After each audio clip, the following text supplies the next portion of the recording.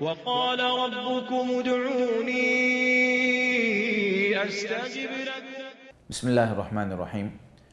سامعین کرام، اسلام نے ہر موقع پر ہماری رہنمائی فرمائی ہے، اور ایک مسلمان جب فوت ہو جاتا ہے تو اس کے ساتھ ہمارا تعلق ختم نہیں ہو جاتا، بلکہ ایک مسلمان دعاؤں میں اپنے مسلمان بھائی کو یاد رکھتا ہے. ایک مسلمان اپنے مسلمان بھائی کا جب اس کا عمل کا سلسلہ منقطع ہو جاتا ہے، وہ خود عمل نہیں کر سکتا، تو ہم اس کے لیے دعا کرتے ہیں کہ اللہ رب العالمین اس کو معاف فرمائے، اس کے درجات بلند فرمائے. انہی دعاؤں میں سے ایک دعا جو نبی کریم صلی اللہ علیہ وسلم نے ہمیں قبرستان کی زیارت جب ہم کریں، قبرستان جائیں تو اس وقت جو دعا پڑھنی ہے وہ دعا نبی کریم صلی اللہ علیہ وسلم نے سکھائی ہے. ویسے اسلام نے جو بڑے مقصد بتائے ہیں قبرستان کی زیارت کے، وہ دو ہیں.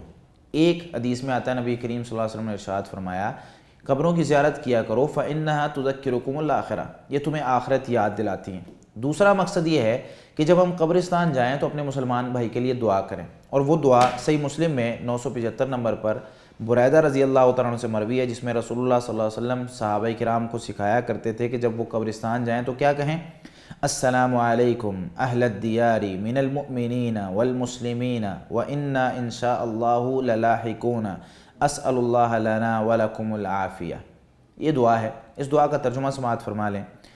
السلام علیکم اہل الدیار، اے گھر والو تم پر سلامتی ہو، من المؤمنین والمسلمین، مومنوں میں سے ہو، مسلمانوں میں سے ہو، یعنی ایمان کا بہت بڑا درجہ تھا تب بھی، ایمان تھوڑا کم تھا تب بھی. وَإِنَّا إِن شَاءَ اللَّهُ بِكُمْ لَلَاحِقُونَ، اور بے شک ان قریب ہم تم سے ضرور ملنے والے ہیں. میں اللہ تعالیٰ سے اپنے لیے اور آپ کے لیے معافی کا، عافیت کا سوال کرتا ہوں کہ اللہ رب العالمین ہمیں بھی عافیت دے، آپ کو بھی عافیت دے. تو یہ قبرستان جاتے ہوئے نبی کریم صلی اللہ علیہ وسلم یہ دعا جو ہے صحابہ کرام کو سکھایا کرتے تھے. تو جب بھی ہم قبرستان جائیں یہ دعا ضرور پڑھیں.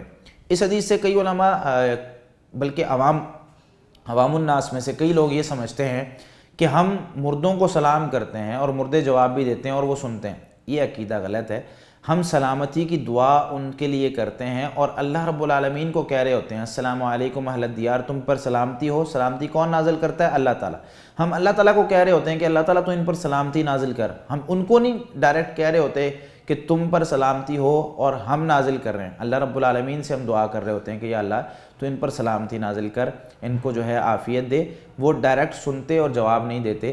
یہ ایسا کوئی عقیدہ نبی کریم صلی اللہ علیہ وسلم سے ثابت نہیں ہے. واللہ تعالی عالم بالصواب.